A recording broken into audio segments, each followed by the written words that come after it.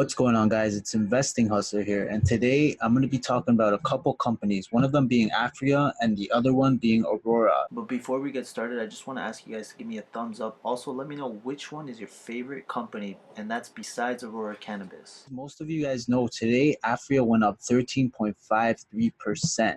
So Aphria has been on fire, and pretty much since that short seller attack where they had a nice sell-off and hit lows of 475, they've been on a nice little bull run, and Aphria today hit highs of 1172, I think. 1174 if you look at these at the day range right here. So we're going to take a real quick look at Aphria right now, and looking at their technical analysis right now, they're a buy, a strong buy, and a neutral. And if we look at the 1 minute, it looks like it's a sell, a buy, and a strong buy. So surprisingly, after that run, Aphria is still a buy and a strong buy. So market cap for Aphria went up to 2.5 billion. They still have 249 million shares outstanding. PE ratio is still a 27, which is a pretty decent PE ratio, especially for the marijuana sector. Most of these companies don't even have a PE ratio, or when you compare that to a company like Aurora Cannabis, they have a PE ratio of I think it's 40, but I'll double check for you guys right now. So Aurora Cannabis has a PE ratio of 38.49. So comparing that to Aphria, which has a P ratio of 27, let's continue on with Aphria. So there's an article, and it talks about Aphria retraces all losses triggered by December short call. So as you could see right here, this was the point when they had those where the short reports hit Aphria, and they had Aphria pretty much crashed in a couple of days. They went from a high of like 10.50 all the way down to below $4 at one point. And today marks that point, and today marks the day where they finally surpassed that point. So that it's pretty much, I don't know what really happened there. Maybe there was a lot of money involved. A lot of people could have made a lot of money shorting Aphria, and then they could have bought Aphria and made a lot of money. Could have been a lot of market manipulation going on and some insider trading going on. One thing is for sure, a lot of people made money because of this event. So Aphria shares have recovered all the losses that followed a short seller attack in early December. The stock was trading at around $11.44 Canadian, a gain of 14% at 3 p.m. in Toronto. The shares exceeded their November 30th closing price of $10.51 for the first time since short sellers Quintessentials Capital Management and Hindenburg Research accused Aphria of buying assets from insiders at inflated prices. The stock lost more than half of its value in the 3 days following the short report, as you guys could see from this chart. Or if you want to look at a more detailed chart, you could see right here exactly what happened. I mentioned this before, but during these declines, I was continuing to buy. I bought some Aphria here. I bought some Aphria at $6.50. I bought some Aphria at $5. And then I think I made a mistake at one point where I sold off all my Aphria shares, but then somehow I got lucky and I bought back at around $8.50. So right now my Aphria shares are seeing some nice gains. But let's go back to this article. So Aphria shares now trade at a 27 premium to the price Green Growth Brands Inc. has proposed to pay for the company in an unsolicited takeover bid. That's the second widest gap of 107 pending buyout deals tracked by Bloomberg. Green Growth is flexible and open to negotiations on the bid, Chief Executive Officer Peter Horvath told Bloomberg, acknowledging there's a chance the offers might change. And that will lead us to the next article, which talks about Green Growth is open to change on its bid for Aphria. So I'm going to leave a link in the description below if you guys want to check out that full interview. But as you can see, the CEO has said that they could give Aphria another offer. They most likely will increase their offer, especially since the share prices of Aphria has gone up. Let's see if I could offer values Aphria at 2.1 billion or $11 a share, 45.5 premium to Aphria's market price.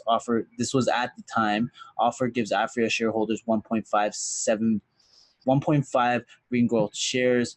And yeah, that's pretty much it. But let's read a bit of this article. Green Growth Brands is flexible and open to negotiations on its unsolicited takeover offer for Aphria, though the two companies haven't had a face-to-face conversation about the bid. It's likely there needs to be some negotiations, and there's a chance that the offer might change. Green Growth CEO Officer Peter Horvath said in the phone interview.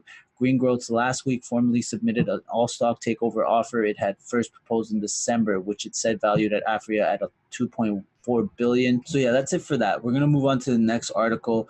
I'm just touching up on all these articles. I'll try to leave all these articles in the description below if you want to read the full article. But this one is cannabis companies poised to take the lead in the US market. These are cannabis companies poised to take the lead in the US market. So the companies are Harvest Health and Recreation, Canopy Growth, Kronos Group, and Tilray. And surprisingly, Aurora is not in here. And I noticed that most of these companies are companies that have recently made deals. For example, Canopy, Kronos, and Tilray. A leading investor's new resource covering hemp and cannabis stocks released a snapshot looking at cannabis companies entering and potentially take the lead in the U.S. market. With the passing of the U.S. Farm Bill, as well as more and more states legalizing medical and recreational cannabis, both Canadian and U.S. companies are looking to establish themselves across multiple geographic regions in the United States. One of the largest Canadian cannabis producers, Canopy Growth, wasted little time entering the U.S. marketplace. Earlier this month, the company was granted a license by the state of New York to process and produce hemp. And that might be one of the reasons why Canopy Growth has seen some serious growth in the past month. So Canopy Growth intends to invest between $100 million US dollars to $150 million US dollars in its New York operation, which will be capable of producing tons of hemp extract on an annual basis. And keep in mind, Canopy Growth has around 3.5 billion US dollars to play with. So $100 million to 150 is nothing compared to the money that they're holding on to right now. So Harvest Health and Recreation, a vertically integrated public cannabis company, has been pushing hard to have one of the largest footprints in the US. Having amassed 60 licenses across the United States, Harvest applied for and won licenses in 12 states and has a track record of winning in every category, including vertical retail cultivation and processing licenses. The company also recently announced that it is qualified for and is trading on the OTCQX Best Market. So I want to move on to the next company. One large player like Kronos are looking to gain U.S. market advantage. Kronos recently announced that it has entered into a subscription agreement with Aphria Group, in which Aphria has agreed to make approximately $2.4 billion equity investments in Kronos Group on a private placement basis. Oh my God, my dog is snoring. Placement basis in exchange for common shares in the capital of the company. So another company, Tilray, a global pioneer in cannabis production and distribution, made a similar announcement in that they have signed a long-term revenue sharing agreement to market and distribute a portfolio of consumer cannabis products with Authentic Brands Group, an owner of a portfolio of global lifestyle and entertainment brands in jurisdiction where regulations permit. With a global retail footprint of over 100,000 points of sale and more than 4,500 branded freestanding stores. So that's all I'm going to touch up on this article. If you guys want to read the full article, I'm going to leave it in the description below. Now, from this point, I'm going to be reading 2 Motley Fool articles. So for all you Motley Fool haters, I guess you guys are welcome to unsubscribe or just turn off this video. You don't have to watch the rest of the video. But I do have a lot of people who are subscribed to me who enjoy the Motley Fool, and I have a lot of people who hate the Motley Fool. I've even been threatened that if I read any more Motley Fool articles, they will unsubscribe. So this one is the better buy, Aphria versus Aurora Cannabis. So the legal marijuana industry is on fire with the legalization of recreational marijuana among adults in Canada and the steady march towards legalization in several other Western countries. Investors have been piling into pot stocks over the past few years with the hope of catching lightning in a bottle. Canadian pot titans Aphria and Aurora Cannabis are 2 prime examples. Both of these companies have seen their share prices rocket higher over the last 3 years, thanks to the industry's overall rising tide. So as this emerging industry becomes even more legitimate, however, there's a little doubt that the cannabis investors will eventually begin to rely more heavily on fundamentals to guide their stock picks. With this theme in mind, let's consider whether Aphria or Aurora is the fundamentally more sound long-term buy right now. So Aphria's value proposition centers around 3 interrelated issues.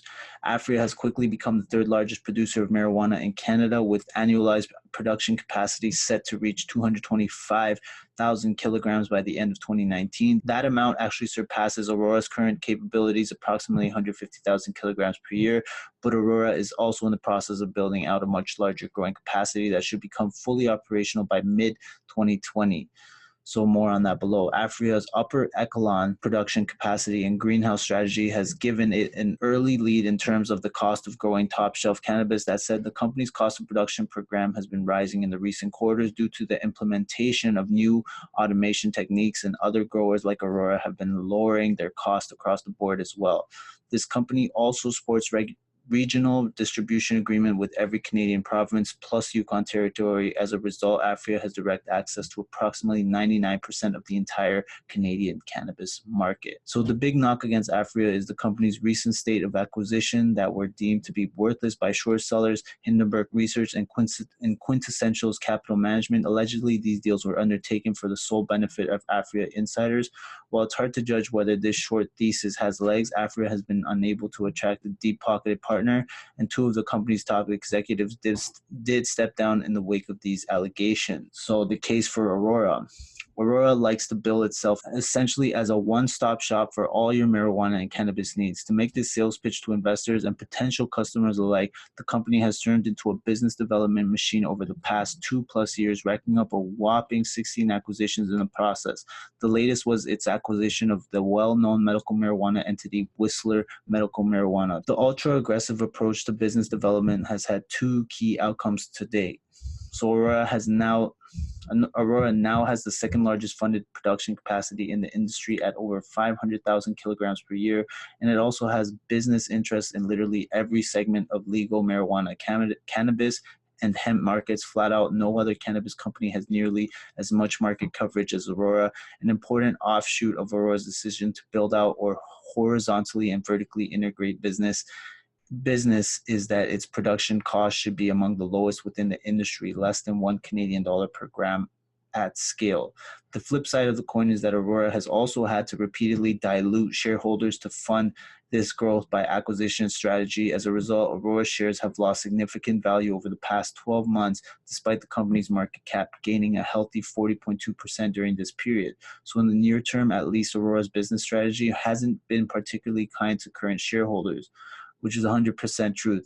Aurora currently has over 960 shares outstanding right now, which has hurt a lot of the shareholders. So what's Aurora's end game? The core issue is that Aurora, along with every other cannabis pioneer, needs to find a viable way to differentiate itself from the crowd. Aurora, for its part, is betting that a jack-of-all-trades approach will be the ticket to surviving the upcoming supply gloom. So which stock is the better buy?